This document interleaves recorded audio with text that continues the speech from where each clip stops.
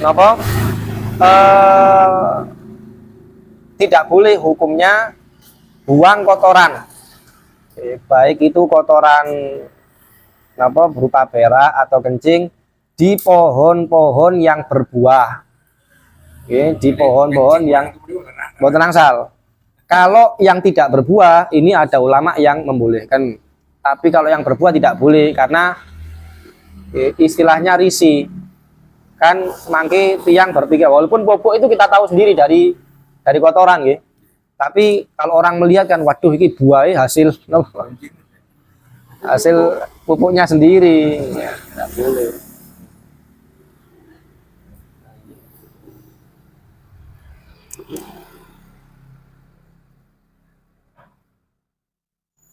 Nanti insya Allah wonten bahasane piyambak napa larangan-larangan buang hajat di jalan ya. Macam-macam nih kuata teng bos kamling teng pundi kadang tiang kan ngawur nggih. Pokoknya nemu gen lah kadang-kadang cewek di peret-peret kadang-kadang di emo dengan ini waduh akhirnya kayak ulah-ulahan gitu. nggih monggo Di sama ya sama dulur sama asar. nggih Kalau sudah apa kita boleh sholat ba'diyah. nggih Itu kan waktunya masih dulur, tapi kan kita sudah asar. Nggih. Boleh.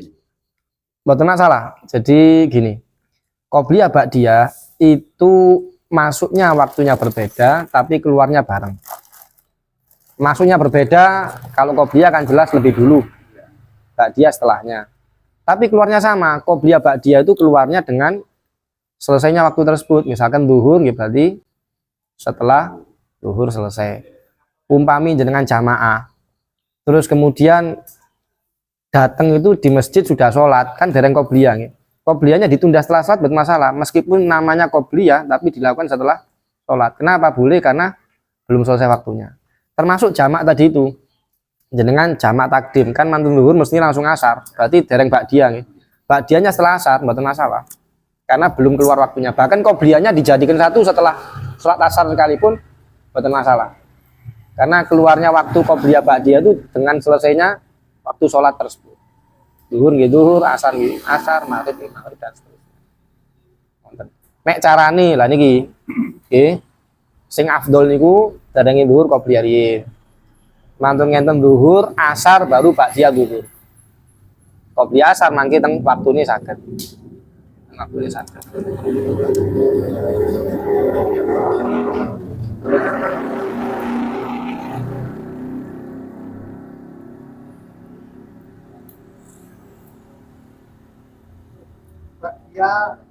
Ba'diyah itu setelah subuh atau setelah asar itu boleh nggak? Boten wonten. Bukan masalah nggih, bukan masalah boleh atau tidak. Boten wonten. Nggih. Adapun masalah boleh atau tidak, memang ada sholat-sholat yang dilarang setelah subuh dan asar. Yang dilarang itu hanya dua. Yang pertama sholat mutlak. Sekedar sholat sunnah, mboten wonten kaitane kali napa-napa. Dengan pingin sholat ngoten mawon. Yang kedua, sholat yang punya sebab tapi sebabnya setelahnya, bukan sebelumnya. Kan ada sholat kan yang memiliki sebab sebelumnya atau barengan. Kayak nopo? Sholat yang memiliki sebab sebelumnya tahiyatul masjid. Nah kan masuk masjid dulu. Jadi sebabnya dulu baru sholatnya. Ada sholat yang sebabnya barengan, gerhana matahari, gerhana bulan. Jadi sebabnya datang, sholatnya langsung. Ada sholat itu yang sebabnya datang setelahnya, seperti apa? Sunnatul ihram. Jadi kan berarti ihram kan sholat baru kemudian niat ihram. Sholat dulu baru, berarti kan sebabnya kan terakhir. Nah ini yang tidak boleh dilakukan setelah subuh atau asar. Selain itu boleh. Jenengan badhe sholat qodho monggo, tahiyatul masjid monggo. Nggih, atau mau qodho sholat qobliyah ba'diyah boleh. Jadi qobliyah ba'diyah itu boleh diqodho. Nggih, sholat sunnah yang sunnahnya karena waktu, qobliyah ba'diyah duha witir. Itu kalau jenengan tinggal jenengan qodho. Niku nggarakno setan kesel. Iya. Wis gudong-gudong letek diqodho. Nah, jadi nggih, bagus malahan. supe wau injing dereng duhai Pak to maghrib mboten masalah. Mboten masalah. Tapi nanti niatnya qodha. Niatnya qodha. Nggih, bahkan wirid-wirid Kalau sholatnya ingin satu-satu, macam cukil wudhu setelah masuk masjid, belum cukil wudhu tapi sebagian masjid atau cukil wudhu yang didulukan. kalau duluan tahiyatul masjid baru sunnatul wudu. Nggih. Cukil wudhu di belakang. Nggih. Kalau mau di sendiri-sendirikan. Ya. Nggih. Tapi kalau digabung nggih mboten masalah. Digabung nggih mboten masalah. Kari niati kali mawon.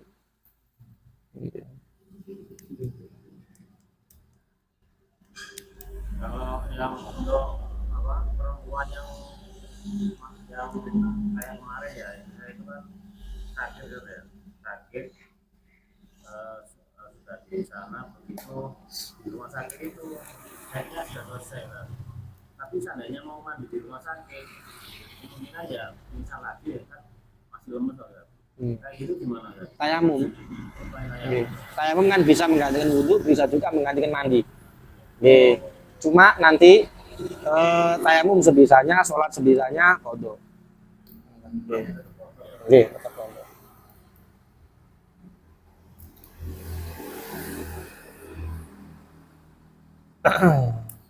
Tayamum yang tidak wajib qodha niku nek tayamum di tempat yang memang biasanya sudah ada air. Jadi orang lumrah pakai tayamum.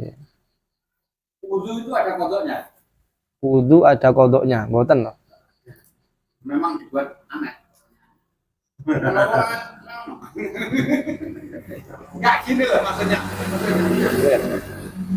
Kita mengerjakan sholat. Setelah mengerjakan sholat, baru ingat kalau Nggih. Nggih berarti dereng wudu, mboten kodok. nah, sholatnya itu kan Mboten sah. Nggih. Wuduke sah dan tidak sah kan gitu. nggih. Wuduke kan berarti mboten kodok, mek dereng wudu. Nah, salatnya yang dikodok. Nggih. Jadi wudu lagi nggih, terus kemudian salatnya dikodok. Kalau niat wudunya itu niat kodokan mboten wonten.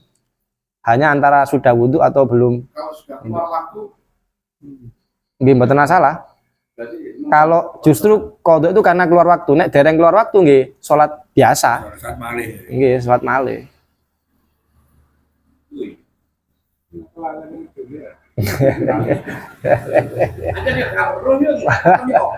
Oh, jadi kesusu nggih diseneni bojone tadi. Balik kesusu lali wudu. Ah, nggih. Duka semangat, duka diseneni. Oh, karena dibur waktu. Oh, iya.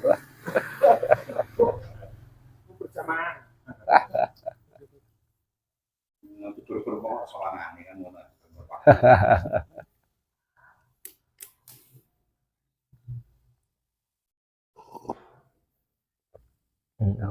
Terus kodok itu bisa dilakukan kira-kira tempo waktu berapa lama setelah sholat itu hari kodok? Maksudnya misalkan sekarang itu meninggalkan sholat isya misalkan. Nggih. 1 minggu kemudian baru dikodok itu bisa. Nggih. Jadi meninggalkan sholat itu kan dilihat udzur napa mboten. Nah, nek udzur kaya udzur niku napa sakit. Nggih, sakit maksudnya sakit yang tidak sadar. Kalau sakit yang masih sadar tetap harus sholat. Nggih. Normali ketiduran maksudnya. Dengan mantun lembur, maghrib, mantun sholat kok ngantuk tilem bablas subuh. Berarti kan mboten sengaja nggih, udzur nggih. Atau kelalen, tapi kelalen sing keranten barang-barang manfaat. Nggih, nek kelalen nopo? Sekak umpamane. Lah ini kan mboten manfaat. Kelalen manfaat itu jenengan nyambut damel. Ngelembur nggih, ngombe extra jus entek 2 botol. Akhir mantun isya dereng sholat isya nyambut damel sampai subuh. Lah niki kan barang manfaat patos nafkah nih. Lah niku nek keranten udzur, kodoknya boleh ditunda sampai kapanpun. Cuma sunnahnya didahulukan. Tapi kalau tidak ada udzur, ninggal sholat karena tidak ada udzur, itu harus cepat-cepat dikodok. Nek boten, ngapunten, dosane nambah terus. Jadi koyok melebet rekening. Nggak dikodok sampai nanti terus. Nah, sampai kapan dia mengkodok baru selesai. Berbunga-bunga. Nggih, wonten bungane. Soalnya mana? Jadi dilihat napa uzur napa mboten. Kalau ada uzur, bebas dengan setahun lagi baru dikodok mboten masalah. Mek kuatir ngoten nggih. Makane disunahkan cepat-cepat kuatir dereng sampai kodok pun wonten nggih. Nah, kaitannya itu kan gini ya. Antara saya sadar dan dia menyadari bahwa ini adalah bukan dan tidak bukan. Sehingga orang itu kan meninggalkan sholatnya. Terus baru mau menyadari setelah sekian tahun. Nggih, nggih. Saya kan itu. Istilah ini ku napa tobat lah. Nggih. Kaitannya dengan jumlah yang ditinggal. Nggih. Kira-kira penjumlahan itu gimana? Nggih, biasa saya contohkan kalau ada preman-preman tobat ngoten nggih istilahnya nggih. Baru mau sholat. Mboten. Secara umum. Oh, mboten. Secara contoh mawon nggih. Secara global nggih.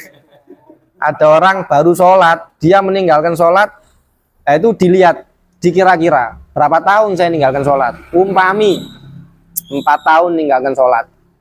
Memang syariat tidak memberatkan langsung dikodok 4 tahun. Kata, kewalahan, mali, mboten turun sholat mali. Nah, syariat memberikan solusi yang ringan. Nek jenengan kira-kira saya tidak sholat 4 tahun.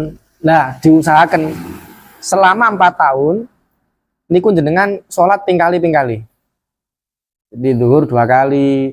Lek ngonten niku sudah jenengan mboten sampe mikir qobliyah ba'diyah. Kan kuatir dulu kan qobliyah ba'diyah malah wajibnya kecuali jenengan mampu mboten masalah. Tapi rata-rata orang tidak mampu. Jadi selama 4 tahun zuhur 2 kali, asar 2 kali, itu nanti dengan sendirinya akan selesai. Nah, ini syariat karena tobatnya tadi itu membebaskan daripada dosa.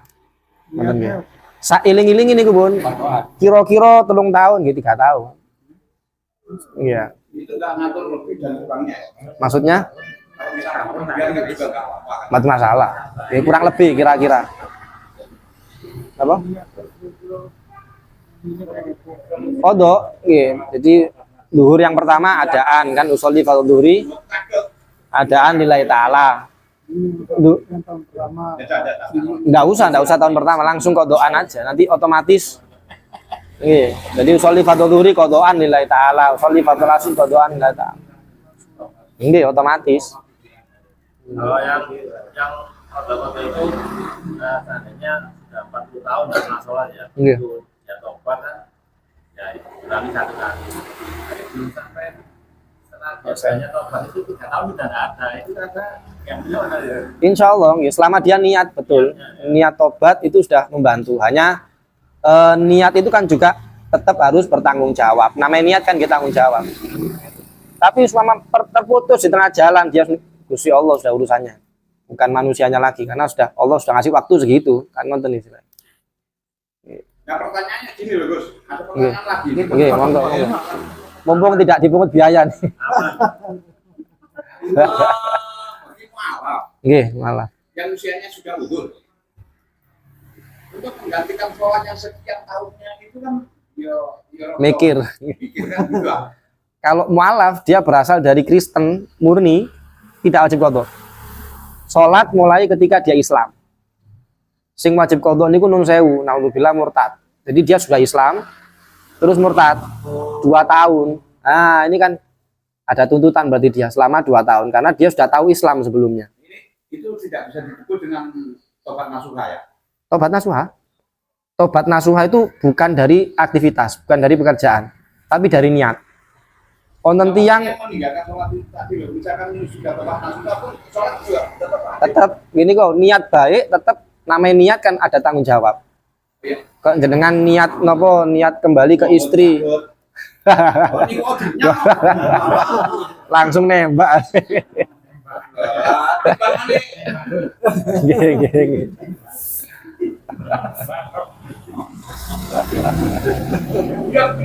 Oh nggih amal amal. Tapi ya untuk serius.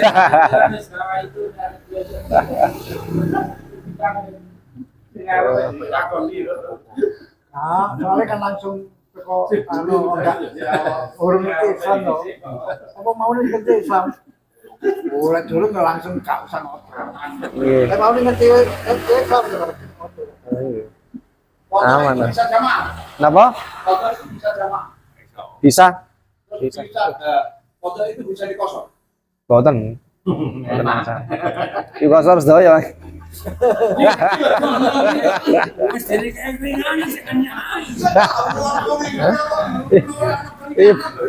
Wis regane murah dimurahno malih. Ya Allah. Gak salah 20 tahun, kayak sholat sekitar dong. Terus yang di YouTube itu berarti hoax. Maksudnya apa nih? Katanya sholat dalam satu rakaat membaca surat ini sekian kali, terus bacakannya berapa kali itu sehingga bisa menembus semua sholat yang telah Boten ditinggalkan. nonton. Itu Kalau sholat sunnah yang fadilahnya sampai ibadah sekian tahun itu mungkin, tapi kalau untuk kodok sholat tetap tanggung jawab, kewajiban. hoax berarti ya. Wah.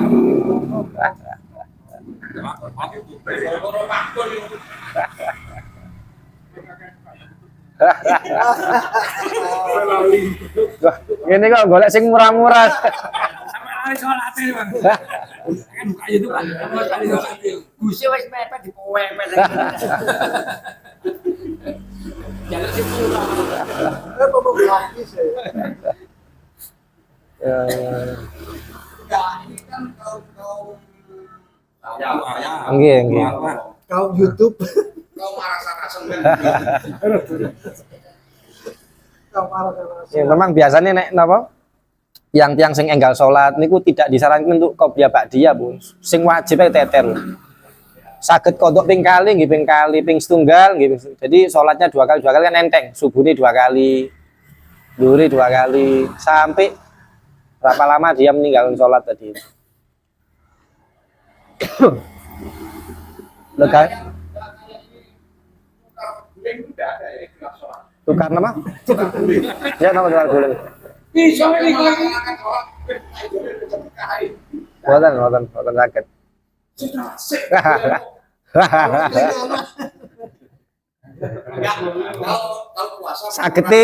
Sakitnya dijauhi tunggal dok, tahlil.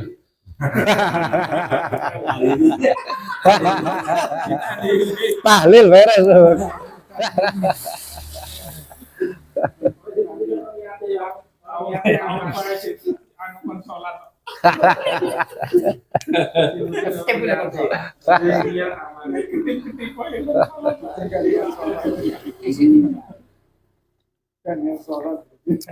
Dulu kan sempat ramai itu, boleh. sholat kafarat yang apa di saat Jumat. terakhir Ramadan ini ya. Nggih. Nggih. Nggak ada katanya. Itu gimana itu? Nggih. Gini, pertama kali yang mengamalkan itu namanya Syekh Bakar bin Salim. Beliau itu bertujuan bukan kalau ada sholat sama tahun bolong terus dikodok di satu waktu, mboten. Beliau itu mengamalkan itu tujuannya membantu orang-orang yang kalau sholatnya selama 1 tahun tidak khusyuk, ada kekurangan. Dia itu mungkin pernah sholat tapi lupa wudhu sampai saat niki mboten sadar-sadar. Itu kan kekurangan. Sehingga ada syariat niku wau sholat di Jumat terakhir bulan Ramadan sholat qadha. Waktunya ba'da Jumat, sholat dimulai dengan sholat duhur, asar, maghrib, isya, subuh. Jadi 17 rakaat langsung sholat di saat itu. Duhur 4 rakaat, asar 4 rakaat seperti biasa. Nah, tujuan Syekh Bakar bin Salim barangkali namanya manusia, apalagi akhir zaman, sholat-sholati tasik kirang. Niku mboten sadar nek dereng wudu utawa mboten sadar nek batal. Terus mboten khusyuk kan jelas nggih. Niku mungkin setahun mboten khusyuk niku. Nggih. Belas-belas kadang-kadang. Nah, niki tujuannya menambal itu sholatnya. Menambal itu. Bukan untuk terus ada kodok terus tertambal. Kalaupun ada ya cuma 1 karena kan kodoknya cuma sekali tok. Karena di bagian orang ini yang ya bahkan di pengajaran ada yang menjelaskan misalkan nggak saya ya tanya ya nggak ada lah ya. Nggih, betul. jalan semua Wah, nggih. Bolong ping 8 ping wah. Ada di Sumatera Mati. Niku. Niku murah tenan niku. Rame juga. Nggih, nggih. Setiap tahun biasanya rame itu lek kalau udah Ramadan. Tapi secara sanad tadi itu dipelajari gini wow.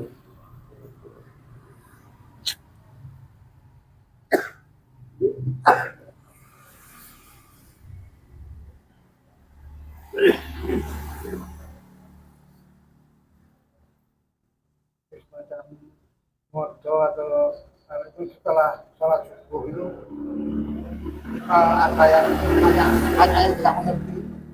Jangan apa? Saya pernah ingat jalankan setelah jamaah subuh selesai ya. Nggih. Waktu subuh yang baru lalu Nggih. itu ada yang ngomong macam-macam. Oh, subuh, mari subuh sholat dulu. Kan banyak yang nggak. Nggih. Memang tiang-tiang nek mboten semerap mesti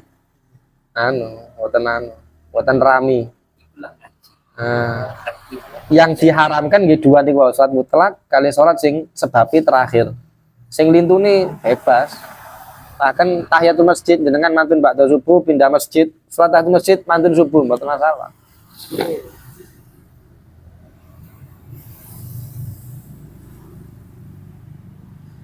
Ya.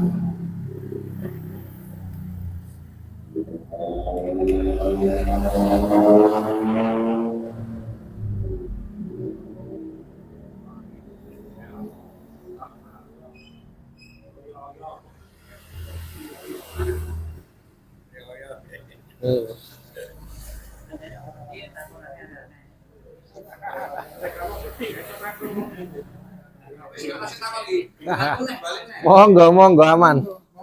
Aman. Monggo jenengan tangan kangge sedaya kok. Ini kaitannya dengan profesi. Profesi nggih. Sopir bis bisa berhenti, Pak. Nggih. Sopir pickup bisa berhenti. Kalau sopir pesawat kan nggak bisa berhenti. Pelaksanaan sholatnya teknis, pelaksanaan sholatnya untuk sopir pesawat itu. Nggih. Pertama kalau bisa dijamak dijamak. Nggih, kalau bisa. Artinya dhuwur asar berangkatnya jam 2 nggih dijamak. Dijamak takdim. Waktu zuhur sholat double. Zuhur kali asar. Berangkatnya jam 11. Nyampe ngen jam pinten jam sekawan sore. Tadi dijamak takhir, zuhurnya ditaruh di asar. Begitu juga kalau maghrib bisa. Tunggal. Nek mboten saged, maka di atas pesawat tetap sholat tapi lihormatil waqt. Tetap sholat nggih. Umpami jenengan sebagai pilot harus konsentrasi, berarti tidak bisa madhep kiblat kan? Nggih takdir mawon sebisa mungkin kiblatnya madhep ke mana pesawat itu mengarah. Ruku sujudnya juga semampunya, kali lenggang enten monggo. Nah, nanti begitu nyampe di bandara dia bisa sholat qodho untuk yang tadi. Tapi kewajiban waktu tadi sudah, dia namanya sholat lihurmatil waqt untuk tetap sholat seperti biasa, tapi caranya nggih sebisa mungkin. Tapi nanti di qodho. Nggak ada dispensasi seperti sholat perang gitu. Sholat sebisanya terus sah mboten qodho. Ini ada pilot, ada kopilot. Gantian yang 2 rakaat saya dulu. Nggih. Ini yang nyetir. Tapi 2 rakaat ini gentenan. Kalau seperti itu mboten, tapi kalau meninggalkan tempat untuk sholat secara sempurna, barangkali bisa nggih mboten napa-napa. Tapi nek mboten saged nggih monggo sholat bareng mawon tiang kali, tapi sebisa mungkin. Kita tetap perhatikan lek mboten saged, waduh nggak bisa nih. Anu titik oleng niki, nggih mboten angsal.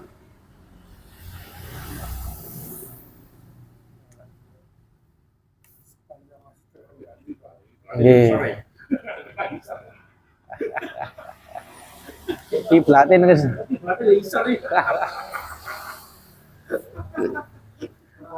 Dingkluk tok malah. Prakteknya kapal laut. Gitu loh. Kapal laut kalau sudah kena ombak, terus itu kan pakai kartu. Maksudnya pergantian pegang kemudi. Nggih, oh. Minimal kan 3 jam.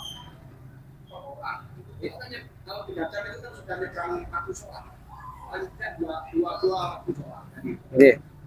Ini mau saged dijamak mboten saged nggih gentosan. Adapun kalau repot sholat lenggah sebisa mungkin. Nah, kalau di kapal ini tidak hormatul waqt saya kira. Sholat seperti biasa nanti tidak qodho. Jadi wudu terus sholat rin. Sholatin mboten saged ngadeg lenggah mboten masalah. Karena udzur. Nah, nanti tidak wajib qodho. Kalau di pesawat itu memang tidak bisa, harus sholat waqt karena sholat di ketinggian itu sholat yang utuh tidak bisa. Maksudnya tetap wajib qodho. Sholat itu yang sah, betul-betul sah kalau di darat atau di laut. Karena di bumi. Kalau di pesawat, mau tidak mau harus hormatul waqt. Sholat sekedar untuk menghormati waktu. Katanya dengan tempat sholat yang berat-berat tidak ada masalah. Ya apa? Kaitannya dengan tempat sholat yang Kados kapal niku wae. Nggih. Nggih, mboten masalah, tetap sah. Gini gua cuma sebisa mungkin. Jadi kiblatnya teng riko umpam ini. Nggih, dia madhep ke sana, enggak bisa berdiri nggih duduk. Duduk, sholatnya ambil duduk. Apakah wajib qodho mboten? Karena sudah sah. Lek teng pesawat ini kan mboten sah. Hanya sekedar hormatul waqt. Jadi sholat yang sah itu kalau di bumi. Ini. Dingklu tok. Wong cakun katanya ngundak kaji lho soalnya ya apa takon ngomong itu lho niku.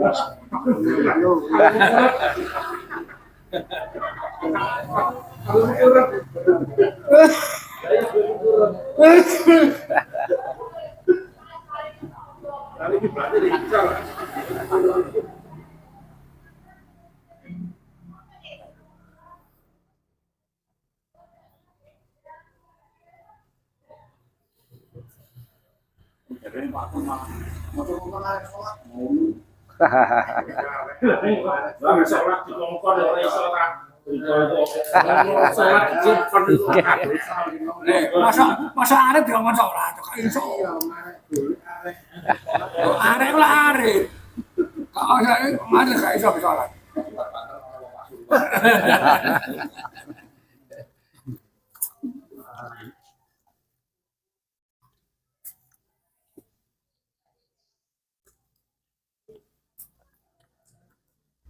Akon.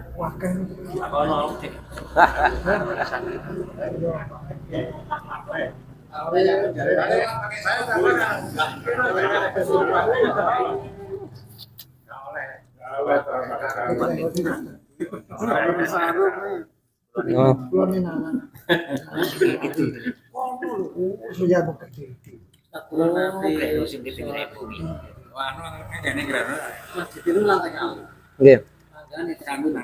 Tangganya apa? Nggih. Rembang tak karo ngene. Situ ke jalan yuk. Boten damelan kok niku. Enggak rencana nih internasional. Kita klonek Pak. Ini sing temis. Biasanya kan itu buat pertemuan. Akhirnya sing bikin Dia yang niku niku sing mburi. Dia sing mburi niku. sing Kok dibongkar ya? niki sing saking lantai Dia sing lagi mburi yang Mantap. rebet iki. lewat Iso iki. mau nggak mau Kita kan gak iso itu. Ini boleh kabeh. Kan cuma ada liwat tapi. karena kan darurat itu. Iya. Melewati orang sholat memang haram. Kecuali kalau darurat. Seperti niku wau. Utawa jenengan tengah-tengah sholat batal. Kan mboten mungkin meneng teng riku, harus melewati orang sholat. Nah, itu diperbolehkan. Jadi ada kaidah dalam fikih ad-darurah tubihul mahdzur. Darurat itu menghalalkan yang haram. Apapun yang haram kalau darurat tidak jadi haram. Termasuk makan apa? Makan ular, makan anjing, tapi kalau di posisi yang kita tidak punya apa-apa, lapar, Itu kan kalau sedikit tuh. apa? Itu kan kalau sedikit Nggih. katanya ya harmonis. Nggih. Apa? Nggih. Tapi gini gua haram tetap ada batasannya. Sekedar satu romak mengisi napa perut supaya tidak kosong. Tapi nek mangan ulo kenaan terus lanjut.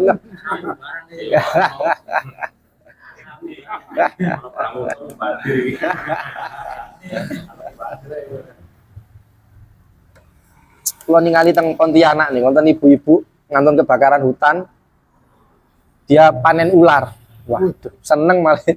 Pulau si urip-urip ngoten lho ditokno wae. Si orang Dayak-Dayak. Napa?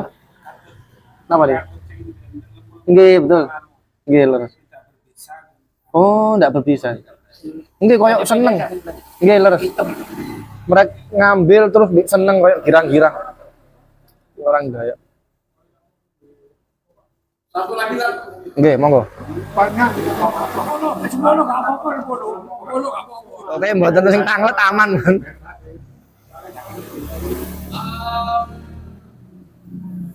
Setelahnya seseorang sampai tidak boleh lagi ikut sholat Jumat itu,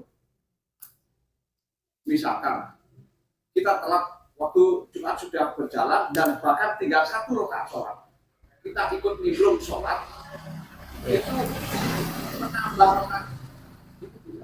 Nggih. Dan apakah itu tidak bisa dikatakan sah kita ikut sholat? Kalau masih mendapatkan 1 rakaat masih sah. Terus dengan sholat di rakaat kedua kan berarti kan gitu. Iya. Imamnya rakaat kedua, jenengan langsung sholat. Tapi jenengan masih dapat 1 rakaat. Otomatis imam salam jenengan nambah 2 rakaat.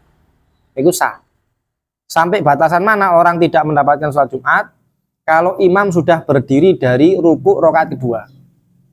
Imam rakaat kedua. Terus ruku. Nek tasih ruku jenengan nangsal, dapat itu. Masih bisa. Terus ya nopo, dengan sholat langsung ruku. Nah itu dihitung sudah dapat 1 rakaat sampai imam salam. Imam salam dengan nambah rakaat kedua. Tapi kalau imam sudah sami Allahu liman hamidah, lah jenengan tidak mendapatkan Jumat. Caranya cari Jumatan yang lain kalau masih ada, masih nutut. Tapi kalau waktu tidak ada, ini Jumatan terakhir. Jenengan sholat, niat sholat Jumat, tapi 4 rakaat. Karena sudah dianggap sholat zuhur. Nah ini yang jarang orang tahu. Nggih, betul. Nggih, kalau sudah berdiri dari rukuk nggih, sudah i'tidal, sami Allahu liman hamidah. Waduh, Jumatan terakhir kok muni i'tidal. Niat sholat Jumat. Itu nanti dalam kaidah istilahnya niat tanpa sholat, sholat tanpa niat. Artinya jenengan niat sholat Jumat tapi sholatnya kan tidak sholat Jumat. Sholat zuhur tapi niatnya mboten niat zuhur. Iya, niatnya Jumat, sholatnya zuhur.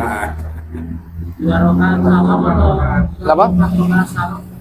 Iya, 4 rakaat salam karena sholatnya sudah jadi zuhur. Lain kalau masih ruku usik ruku. Alhamdulillah langsung Allahu Akbar ruku. Nah, sampai salam dengan sudah aman 1 rakaat. Kaitannya dengan korbannya. Buat masalah. Buat masalah. Nggih niku mawon. Kecuali kalau ternyata yang mendengarkan khutbah cuma orang 39. Kan kurang 1. Nah, Jumatnya tidak sah. Harus khutbah lagi dari awal. Karena acaranya harus 40. Biasanya juga terjadi kalau misalkan jenengan sholat Jumat, kalau nanti sholat Jumat, terus tengah-tengah sholat, wonten tiang mungkin kepanasan, akhirnya geblak, semaput. Itu jenengan jangan langsung batalkan. Oke. Sampai dapat 1 rakaat lah minimal. Jadi berdiri rakaat kedua, jenengan langsung lihat muharoko, sholat sendiri. Kan lebih cepat nanti daripada imam. Salam langsung nulung orang tadi itu. Soalnya eman-eman, jenengan batalaken nulung orang, tapi akhirnya kecuali kalau darurat. Seandainya sekaligus membatalkan. Maksud mboten angsal, haram hukum. Membatalkan sholat tanpa sebab itu hukumnya haram. Enggak, maksudnya ada orang mati di depan kita. Oh, lek mati nggih. Geblak enggak ditulungi. Nggih. Sampai dia mau apa santai, mungkin geblak koyokan gitu. Nggih, makanya kula membatalkan atau menulungi enggak melanjutkan sholat. mboten masalah. Makanya kula sanjang nek napa darurat orang ini harus ditolong nggih jenengan batalaken. Lah terus mangke napa sholat zuhur. Tapi kalau umek geblak karena kepanasan atau apa masih aman lah. Jenengan lanjutkan dulu 1 rakaat sama imam. Begitu imam berdiri rakaat kedua, niat mufarokoh sholat piyambak pun menyelesaikan rakaat kedua sendiri. Salamnya lebih cepat langsung.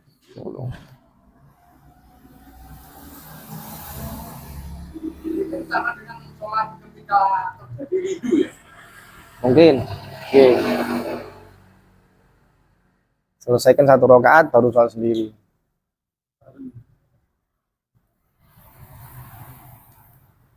Orang yang meninggalkan sholat, tapi keburu tidak bisa melanjutkan yang ditinggalkan, sehingga dia memerintahkan kepada anaknya atau cucunya, tolong saya menjalankan sholat sekian kali sampai lakukan.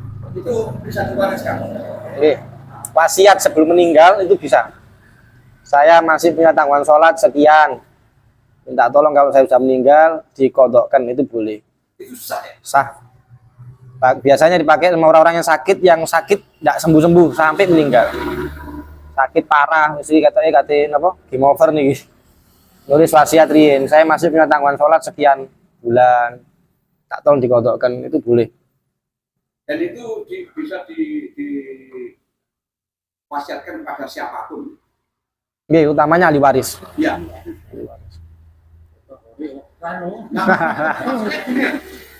Saya laki-laki, Iya. saya wariskan kepada saya wasiatkan kepada anak saya yang perempuan kan.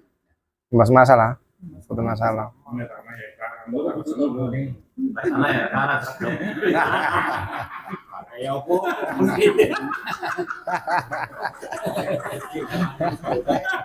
Ya Allah ya. Duwe mboten nonton.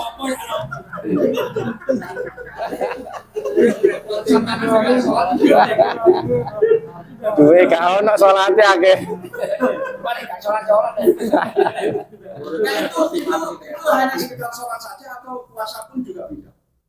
Puasa nggih. Tapi puasa lebih ringan.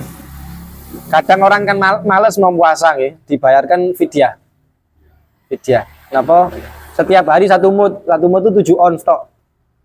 Nggih, tetap saya pada puasa bayar berapa bulan, Bapak ada puasa 30 bulan, berarti 7 ons kali 30 kali. Tapi kan kebetulan kalau Kenapa?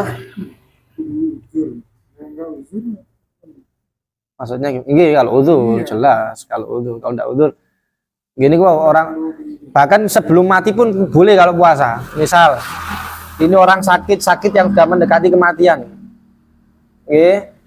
Akhirnya punya tanggungan puasa. Begitu selesai bulan Ramadan, di hari rayanya dia langsung bayar fidyah, itu boleh, tidak ada tanggungan qadha kalau seperti itu. Nggih, tidak ada tanggungan qadha. Tidak Itu termasuk meninggal. hal yang sunat juga bisa diwasiatkan. Hal-hal yang sunnah seperti apa? Misalkan Tapi Nah ini khawatir Nabi diwakil. mboten. Kalau sunnah untuk sunnah enggak. Hanya ahli waris itu boleh melakukan ibadah terus pahalanya diniatkan untuk bapaknya. Seperti biasanya itu yang enggak bisa tergantikan itu rasan-rasan. Jenengan ngerasani kan jaluk sepurone kan secara syariat itu harus menyebutkan dosanya. Misalnya kalau ngerasani Pak Farno, jenengan kalau rasani biyen niku katakanlah umpama jelek dan lain sebagainya. Kulo njaluk sepurone kudu nyebutno biyen sampean tak rasani, sampean tak wara elek niki. Tapi kan orang banyak ndak mampu itu. Kan mesti waduh kok bakal ngamuk. Nah, ini ulama memberikan solusi. Kalau sekiranya tidak mampu akan menimbulkan fitnah, permusuhan dan lain sebagainya. Jenengan kalau sudah misalnya Pak Suwarno sudah meninggal, mudah-mudahan panjang umur. Lah niku bisa dikirimi, ada yang mengatakan al-ikhlas sebanyak sekian kali, ada yang mengatakan dikirim Fatihah, ada yang mengatakan diistighfari sebanyak sekian kali. Itu solusi-solusi. jadi nggak bisa ya dikumpul secara umum itu nggak bisa. Boten saged. Kabeh dosaku njaluk sepuro aku nggak bisa. Boten saged. Makanya tiang riyadin njaluk sepuro mestinya nyebutkan dosanya apa. Itu hukum yang semestinya. Hukum yang semestinya. Kudu disebutno, biyen aku tahu ngene ini harus. Dulu ada cerita, ada riwayat, tapi ini riwayat Bani Israil. Cuma bisa kita ambil pelajaran. Dulu tuh ada Nabi Daud. Iya. Punya apa? Ngikut. Nabi Ini Desember ini. Iya. Nabi Daud punya panglima perang. Itu namanya Jalut. Lah Nabi Daud pernah suatu saat namanya manusia, walaupun Nabi ada manusiawinya. tidak sengaja melirik istrinya Jalut, panglima perangnya. Kok wayu, ngoten nggih, istilah ini. Tapi ini Israel nggih, bukan cerita dalam Islam. Jadi kalau ada negatif-negatif kita buang. Tapi kita ambil pelajarannya. Akhirnya Nabi Daud perintahkan wonten perang nggih. Ngengken panglima Jalut niki. Budhal wis sambil berharap nek mati bojone tak rabi. Dirose Nabi Daud. Akhirnya si Jalut perang mati syahid. Wah, seneng Jalut teng lebete kuburan. Nabi Daud mimpi. Nabi Daud niki seketika meninggal Jalut seperti sebelumnya niat nikahi istrinya. Sampun nikah ditegur kali Gusti Allah. Kok ini gak oleh kayak ngono. Ya apa ngongkon wong perang niat ngerabi bojone. Ditegur nangis Nabi Daud. Terus pripun Gusti Allah? Njaluk sepuro lewat mimpi. Karena Nabi punya kelebihan. Akhirnya ditakdir sama Allah ketemu dalam mimpi. Nabi Daud nyuwun sepuro. Tirasi Jalut, lu gak usah jauh sepuro Nabi Daud. Sakniki kula lebih enak keadaannya, diganti bidadari niki niko. Selesai mimpi ketemu kali Gusti Allah. Ya Allah alhamdulillah sampun. Terus Gusti Allah gak cukup. Lu kok sakit betul cukup sebutno kesalahanmu. Itu harus. Akhirnya ya Allah sudah mau tidak mau, sudah kesalahan. Akhirnya ternyata ketika mimpi bilang ke Jalut, Jalut ngapura. Waktu iku kula niku ngengken sampean ngenten-ngenten keranten, wah ngamuk saat itu Jalut. Tapi akhirnya Gusti Allah mendamaikan Nabi Daud dengan Jalut ini tadi. Yang jelas pelajaran gini wow. Kesalahan itu semestinya memang harus disebutkan, kecuali kalau ketika menyebutkan timbul masalah lagi, fitnah yang baru pakai solusinya ulama nih wow. Ini dibacakan sebanyak mungkin surat Al-Ikhlas, Fatihah dan lain sebagainya.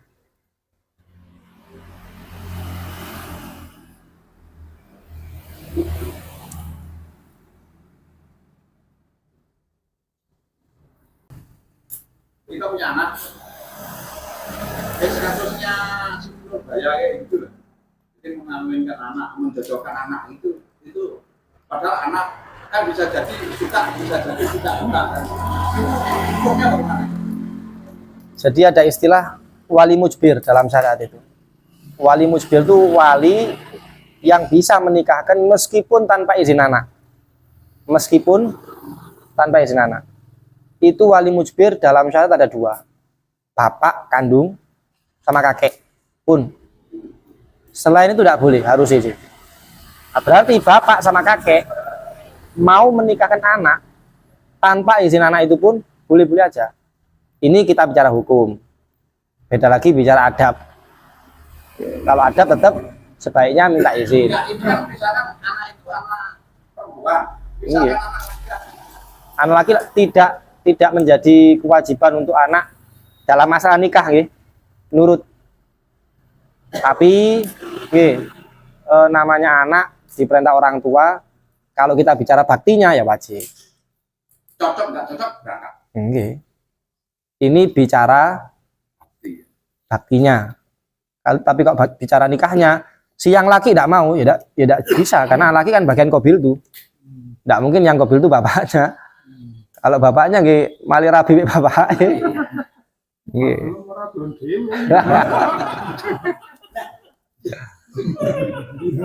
Yang sering kita dengar kan gitu lah. Nggih. Jadi Wah, rabil dhewe wis. nggih. Oke. Malah seneng bapak. Ya wis menengo. Ya wis menengo aja kok ibu. Juga itu kan familiar di kita kan gitu. Nggih, nggih. Kalau laki-laki orang tua tidak ada maksudnya wewenang dalam masalah nikah untuk menikahkan. Tapi kalau perempuan baru ada namanya wali mujbir tadi. Sebenarnya perempuan itu punya hak pilih Ada secara adab, secara sah. hukum tidak ada. Kalau bagi orang tua bapak atau kakek, Ya. nggih, tidak ada. Lah, cuma gini, wali mujbir ada syaratnya juga, tidak serta-merta. Ada aturan-aturan yang perlu diperhatikan. Di antaranya masalah kafaah. Kafaah itu kesetaraan. Oke. Yang pertama, yang harus perhatikan kesetaraan dalam urusan agama. Artinya sama-sama Islam. Jadi misalkan wali mujbir tapi ngerabekno yugani kali tiang Kristen, nun sewu, Ya. tidak boleh, tidak sah. Satu. Yang kedua, kesetaraan dalam nasab. Nasab orang tua. Terus yang ketiga, kesetaraan dalam masalah ekonomi. Ini juga harus perhatikan. Ini aturannya. Kalau sekiranya tiga-tiganya sudah terpenuhi, si bapak berhak menikahkan anak walaupun anak tidak cocok. Katakanlah wajahnya mboten cocok, tidak ada masalah. Terus kesetaraan dalam segi umur tidak ada aturan. Mboten. Kanjeng Nabi umur 55. Umur mboten. Umur Sayyidah Khadijah umur 50, sekitar umur 50 atau 55 nikah dengan Siti Aisyah umur 7 tahun. Sayyidah Aisyah masih SD istilahnya. 7 tahun.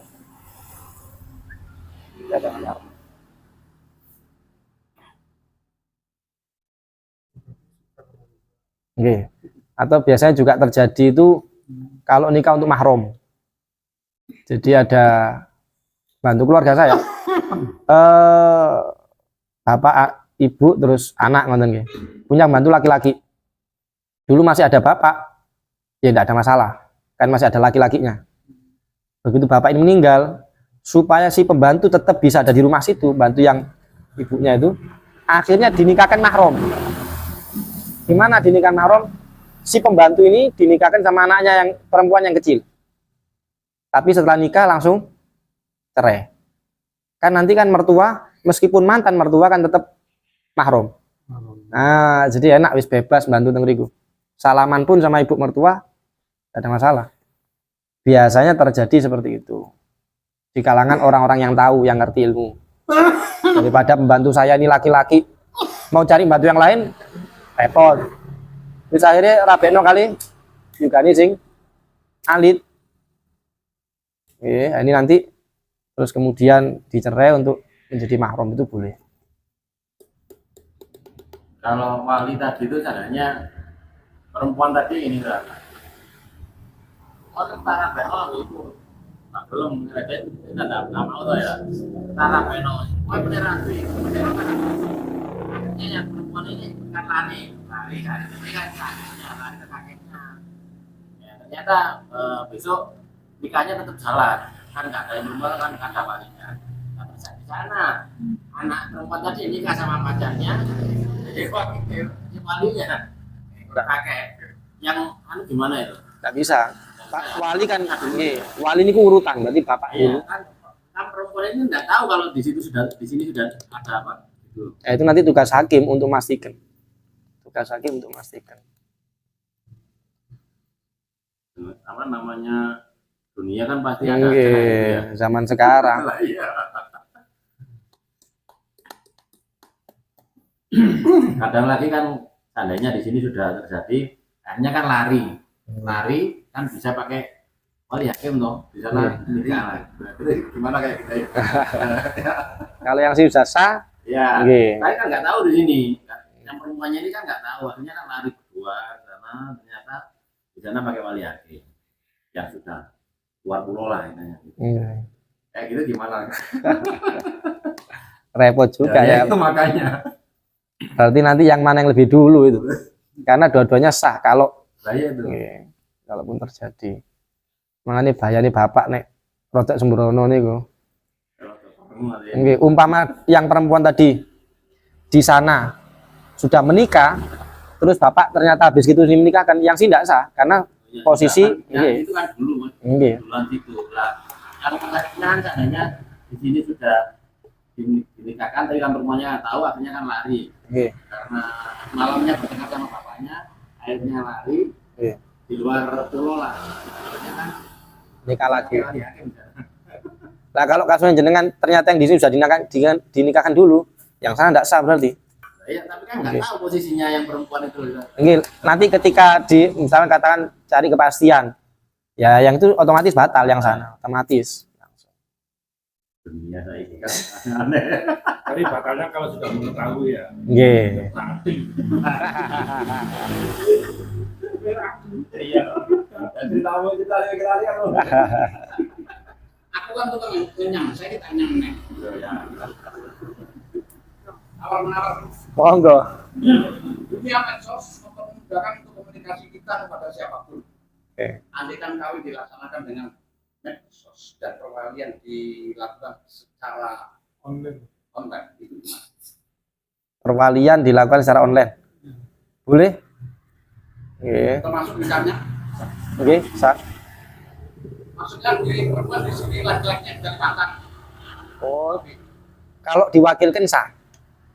Diwakilkan. Jadi misal si laki-laki yang di Kalimantan memerintahkan orang yang di situ, oke, siapa misalkan temannya atau saudaranya, diwakilkan untuk mengucapkan gobiltu atau saya terima nikahnya dan lain sebagainya, itu boleh. Ya, soalnya dulu itu kasus tahun 80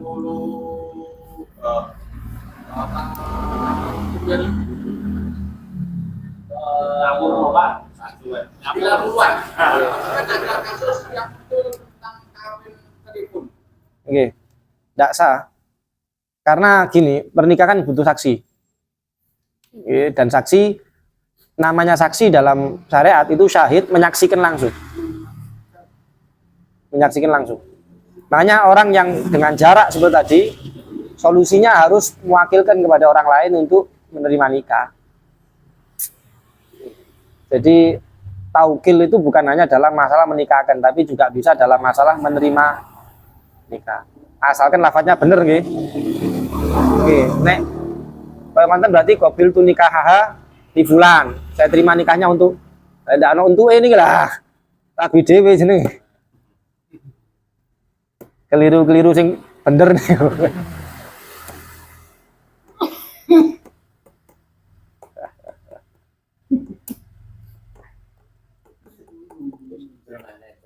Ini dia kan mungkin boleh menang gak sama kayak itu. Iya, aja rene. Ngantuk lah, Pak. Ngantuk ya. Oh ini. Oke. Ada kamu. Aku murid paling enggak lulus ya.